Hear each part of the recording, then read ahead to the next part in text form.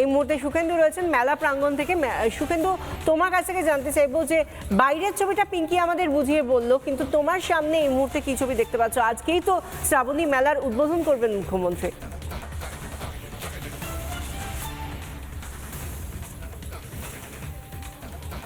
একদমই, দেখো বিশাখা, এই মুহূর্তে আমি রয়েছি তারকেশ্বরের সেই শ্রাবণী মেলা প্রাঙ্গণে, এবং সেই শ্রাবণী মেলা প্রাঙ্গণ একেবারে সত্যিই নবরূপে যে সেজে ওঠার কথা বলা হয়েছে, সেই নতুনভাবে সেজে উঠেছে। তুমি দেখতেই পাচ্ছ ইতিমধ্যেই তারকনাথের একেবারে বাবা তারকনাথের এক মূর্তি এখানে রয়েছে।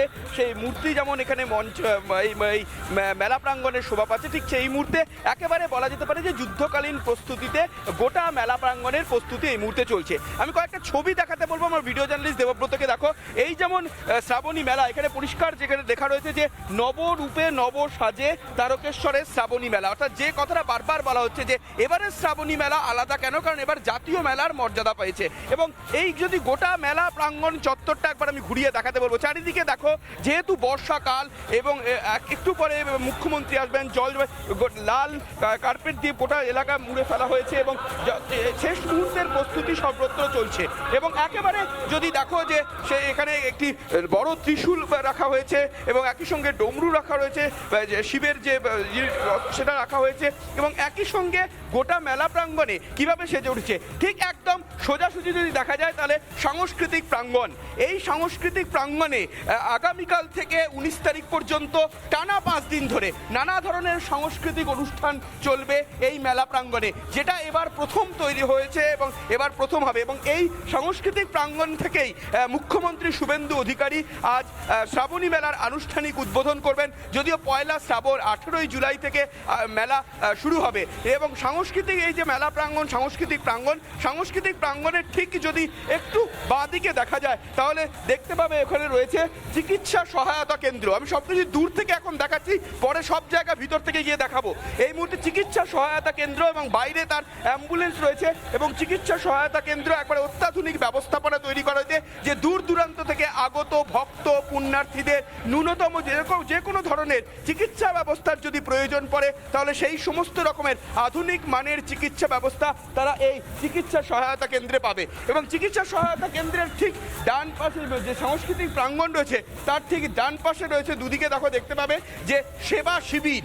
একদিকে রয়েছে পুরুষদের জন্য সেবা শিবির এবং ঠিক তার বাঁ দিকে রয়েছে মহিলাদের জন্য সেবা শিবির, অর্থাৎ পুরুষ এবং মহিলাদের জন্য আলাদা আলাদা করে দুটো সেবা শিবির তৈরি করা হয়েছে। এবং এই সেবা শিবিরেতেই তারা এসে যারা দূর দূরান্ত থেকে আসবেন, দীর্ঘ পথের ক্লান্তি কাটিয়ে তারা এখানে এসে বিশ্রাম নিতে পারবেন, এবং তারপর তারা জল ঢালতে অর্থাৎ জলযাত্রায় যারা অংশ নেবেন তারা এখানে এসে আসতে পারবেন। এবং থাকার ব্যবস্থা রয়েছে, এবং সেই থাকার ব্যবস্থা রয়েছে মহিলা এবং পুরুষদের জন্য আলাদা আলাদা ব্যবস্থা। এবং সাংস্কৃতিক প্রাঙ্গণ এবং একই সঙ্গে রয়েছে চিকিৎসা কেন্দ্র, যেমন তোমায় দেখালাম।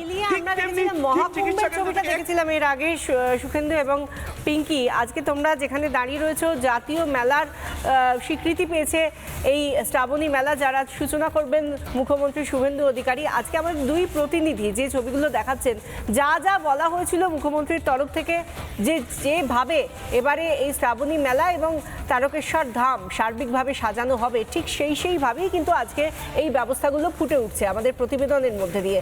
কি বলেছিলেন শুভেন্দু অধিকারী, শুনুন।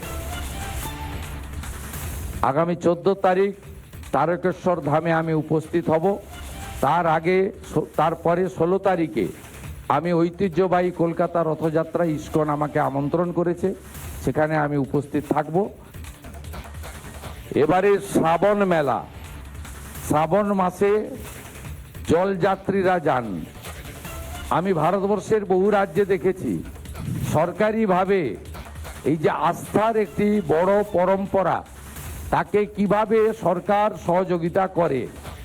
আমরা এতদিন ধরে এই রাজ্য বঞ্চিত ছিল।